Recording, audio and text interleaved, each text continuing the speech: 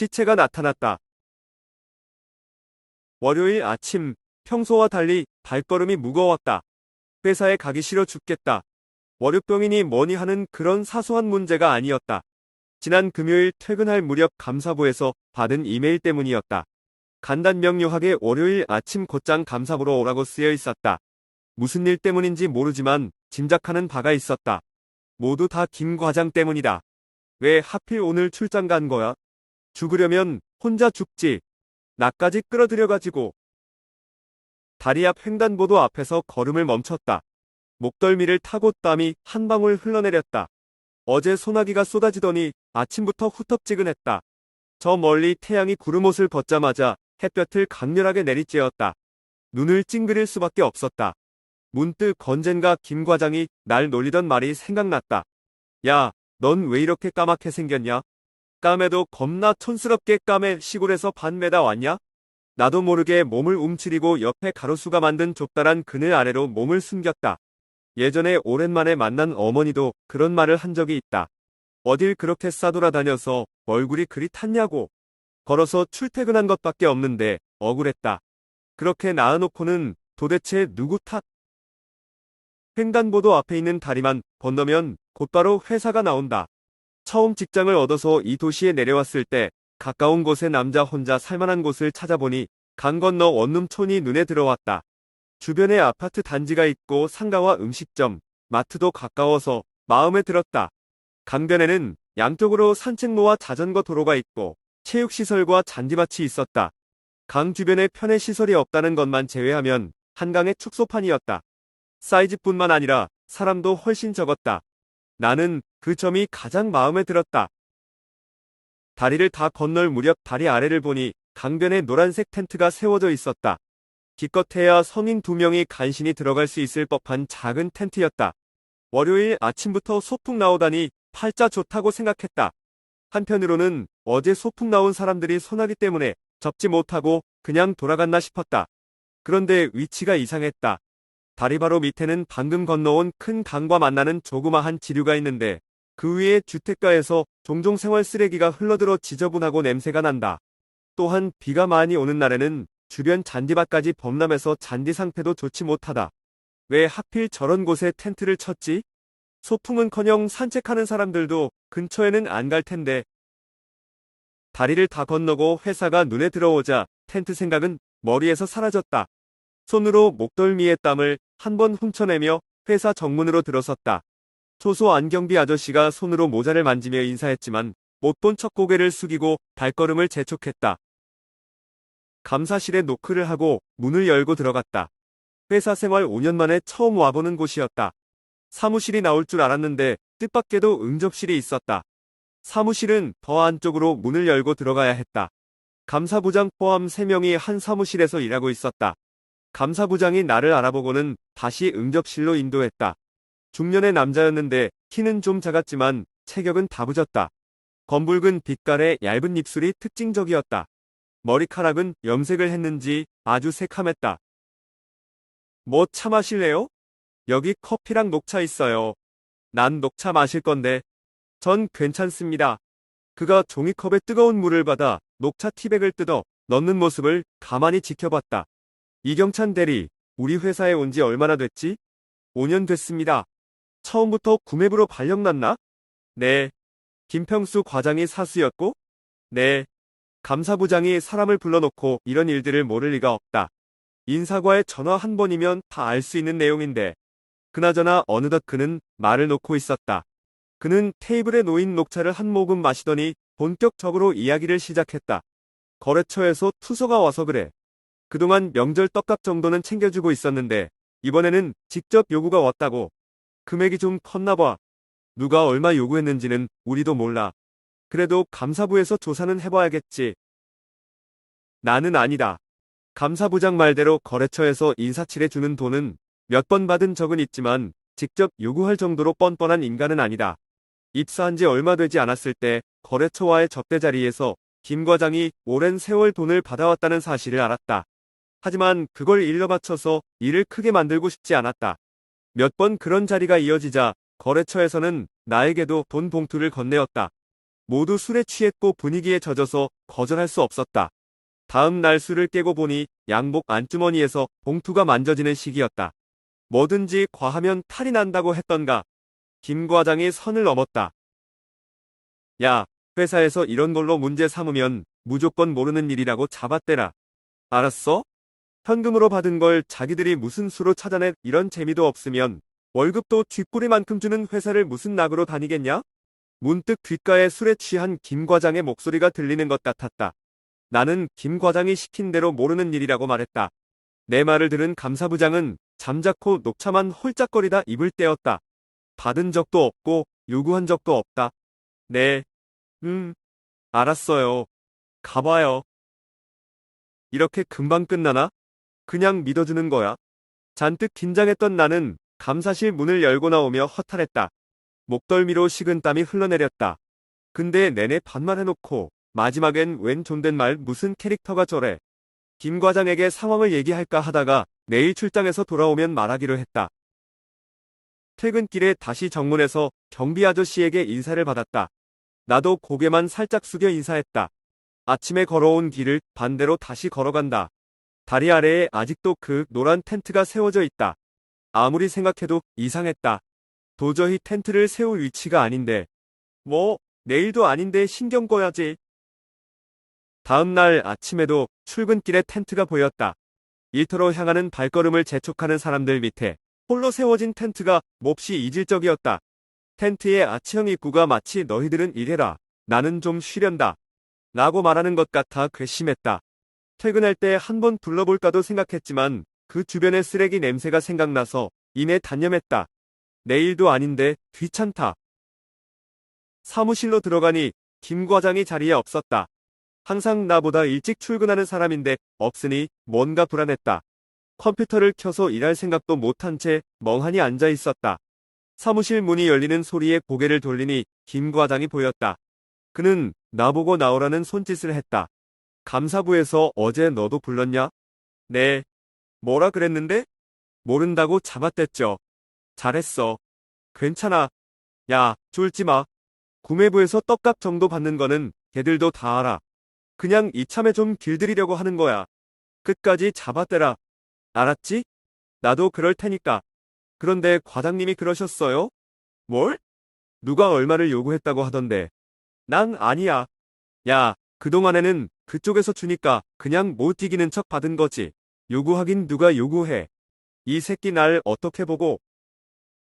눈을 휘둥그렇게 뜨고 그가 갑자기 쏘아붙이자 일순간에 분위기가 얼어붙었다.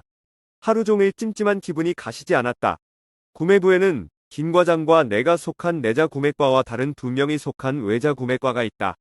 말 그대로 국산품과 외산품을 구매하는 부서들이다. 그 위에 부장님이 계신데 실무는 하지 않으니까 거래처 만날 일은 별로 없을 테고, 외자 구매과는 제외하면 돈을 요구한 사람이 부장님 아니면 김 과장이라는 소린데, 여우 같은 김 과장과 달리 젠틀한 신사 타입의 부장님이 그럴 리가 만무하다. 혹시 부장님이 아닐까요? 그랬을지도 모르지. 에이 설마. 야, 그건 아무도 모르는 거야. 김 과장이 의미심장한 미소를 보였다. 뭐가 어떻게 된 건지 모르겠다. 설마 부장님이 그랬을까? 그는 다른 부서에 있다가 올해 봄 인사이동해서 구매부로 왔다. 입사한 지 꽤 되었지만 구매부는 처음이라고 했다. 김 과장은 좌천된 거라고 했고 다른 누군가는 회사에서 임원까지 키우려고 두루두루 경험시키는 것이라고 했다. 그는 간섭하지 않고 있는 듯 없는 듯 일하는 스타일이었다. 부원들에게 늘 존댓말을 썼고 점심은 따로 먹었다. 며칠 동안 아무 일이 없었다. 내심 초조했지만 겉으로 내색하지는 않았다. 출퇴근길에 보이는 다리 아래 그 노란 텐트도 그 자리에 그대로 있었다. 몇 차례 비가 왔는데 그 탓인지 텐트가 얼룩진 것 같았다. 저러다 비 한 번 크게 오면 완전히 망가질 텐데. 문득 나는 이상한 상상을 했다. 혹시 저 안에 시체가 있는 건 아닐까? 어차피 악취가 나는 곳이라서 누구도 가까이 가긴 싫어할 테고, 쓰레기 냄새 때문에 시체 썩는 냄새가 감춰질 것 같은데, 누군가 도시 안에서 시체를 숨기려면 저기만큼 적당한 곳이 있을까? 버려진 텐트를 누가 수거하는 것도 아니고, 벌써 2주나 지났는데 그대로 있잖아. 늦더위가 기승을 부리던 8월 말, 감사부에서 거래처 사장들과 면담을 하고 있다는 소문이 돌았다. 돈을 직접 요구한 적은 없지만 그동안 인사치레 받은 돈을 문제 삼으려면 얼마든지 그럴 수 있다. 몹시 초조한 나와 달리 김 과장은 평소처럼 태평한 모습이었다. 감사부 놈들 참 열심히도 한다. 별일도 아닌 것 가지고. 감사부의 조사가 지난 2주간 잠잠했던 이유를 이제야 알았다. 부장님이 거래처 명단 넘기는 것을 막아서고 있었던 것이다. 부장님이 감사부장보다 선배여서 가능했지만 이후로 더 윗선에서 조정이 있었나 보다. 나는 부장님이 부원들을 감싸주려고 그랬다고 생각했다. 그러나 김 과장은 문제가 생기면 임원 승진에 차질이 있을까봐 그러는 거라고 말했다. 감사부에서 우리 거래처들 조사하는 사안에 대해서 내가 알아야 할 게 있나요? 아니요. 알겠습니다. 나는 두 사람을 믿습니다. 가보세요. 우리는 서로 합의라도 맞춘 듯한 목소리로 거짓말을 했다. 나는 부장님의 부드러운 목소리에 거짓으로 답한 것 때문에 마음 아팠다. 그렇다고 이제 와서 이실 찍고 할 수도 없었다. 부장님의 언행으로 봐서 돈을 요구한 사람은 바로 김 과장이라고 확신했다. 어쩌면 사람이 이렇게 뻔뻔할 수 있을까? 이미 김 과장과 한 배를 탄 나는 어쩔 줄 몰랐다. 김 과장과 회사 구내식당에서 식사를 할 때면 모두가 우리를 쳐다보는 것만 같아 고개를 숙인 채 후딱 먹고는 자리를 떴다. 다리 아래에 텐트가 쳐진 지 한 달이 넘게 지났다. 처음과 달리 낡아 빠진 텐트는 음산한 분위기를 내뿜고 있었다. 푹푹 찌던 8월이 지나가고 아침 저녁으로 선선한 바람이 부는 9월이 왔다. 정말 저 안에 시체가 들어있었다면 삼복더위에 상당히 부패했을 것이다. 시체를 파먹고 있는 구더기가 떠올랐다. 이제 도저히 그 안을 들춰볼 엄두가 나지 않았다. 가까이 가고 싶지도 않았다. 왠지 정말 저 안에 시체가 있을 것만 같다. 구청에 철거해달라고 민원이라도 넣어볼까? 119에 신고해야 하나? 정말로 시체가 있으면 신고한 나는 어떻게 되는 거지? 여기저기 불려다니며 조사받아야 하나? 감사부 말고 또 조사를 받을 것을 생각하니 끔찍하다. 한 거래처 직원으로부터 뜻밖의 이야기를 들었다. 감사부에서 거래처의 마진율 자료를 가져오라고 했다는 것이다. 이건 누가 얼마나 돈을 요구했는지 묻는 게 아니었다. 우리에게 뇌물을 먹이고 비싸게 납품한 것을 구매부에서 눈 감아줬는지 따져보겠다는 것이다. 생각했던 것보다 상황이 더 심각해졌다. 입안이 바짝 말라 자다가 일어나 물을 들이켜기 일쑤였다. 창밖으로 들리는 것은 빗소리 때문에 잠에서 깼다. 어두컴컴한 하늘 때문에 새벽인가 했지만 시계를 보니 평소보다 늦잠을 잤다. 후다닥 자리를 박차고 일어나 화장실 안거울을 보니 눈알이 빨갛다. 도저히 걸어서 갈 수 있는 날씨가 아니었다. 버스를 타고 가는 길에 다리 아래를 보니 누런 강물이 넘쳐서 강변의 나무들까지 잠겨버렸다. 다리가 무사한 게 다행일 정도로 물의 양이 어마어마했다. 이제 텐트는 저 흙탕물 속에 휩쓸려가 버렸을 것이다. 그날 김 과장은 휴가를 냈다. 사무실 안에서 비가 주룩주룩 내리는 창밖을 보니 일이 손에 잡히지 않았다. 이대로 집에 가서 누워있고 싶었다. 감사부에서는 뭔가를 알아냈는지 못 알아냈는지 거래처 조사에 대해서는 이런 반구도 없었다. 그때 부장님이 나를 불렀다. 감사부에서 이 대리가 돈 받은 거에 대한 거래처 진술 확보했다고 들었습니다. 김 과장님은요? 거래처 쪽에서 이 대리 얘기만 나왔다고 들었는데 김 과장도 받았나요? 다 김 과장님이 시킨 거라고요. 그건 감사부에서 더 조사하면 밝혀질 테고 솔직히 이 대리한테 실망했어요. 가봐요. 나는 얼굴이 붉어진 채로 부장님 방을 나와서 곧장 김 과장에게 전화를 걸었다. 신호음이 끝날 때까지 기다렸지만 끝내 받지 않았다. 이 개새끼가 대체 어떤 수작을 부린 거야? 다시 감사부에 불려갔다. 감사부장은 돈을 받은 적 있는지 추궁했다. 나는 조용히 고개만 끄덕였다. 펜과 종이를 주면서 어느 회사로부터 얼마나 받았는지 적어서 내라고 했다. 정확한 액수는 잘 기억이 나지 않는다고 말하자 기억나는 대로 적으라고 했다. 나는 접대받은 술자리를 떠올려가며 하나하나 적어 내려갔다. 거래처에서 뇌물 먹고 원래 가격보다 비싸게 사준 거 아니야. 그건 아닙니다.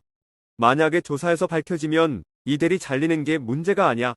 이건 형사 고소감이야. 나는 사내 공지를 통해 징계가 정해질 때까지 무기한 자택 대기 발령을 받았다. 온몸에서 힘이 빠져버려서 우산도 들지 못할 것 같았다. 잦아든 빗방울을 맞으며 터벅터벅 걸어서 회사 밖으로 나왔다.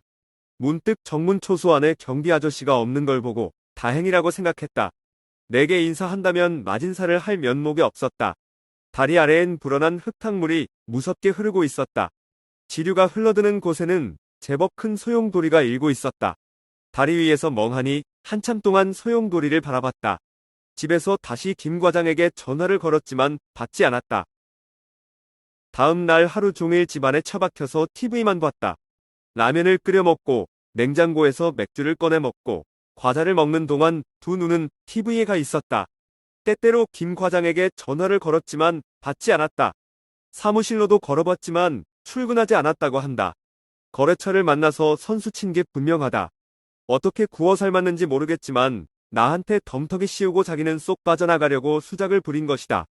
생각할수록 속이 부글부글 끓었다. 그때 TV에 큼지막한 자막이 눈에 들어왔다. 폭우 뒤 대전 갑천변에서 시체 발견. 이럴 수가. 나는 너무나 깜짝 놀라서 들고 있던 리모컨을 떨어뜨렸다. 얼른 주워서 관련된 뉴스를 보도하는 채널이 있는지 찾았다. 마침 한 뉴스 채널에서 보도하고 있었다. 경찰은 시신의 신원을 조사하고 있으며 사인을 파악하기 위해 부검을 한다고 했다.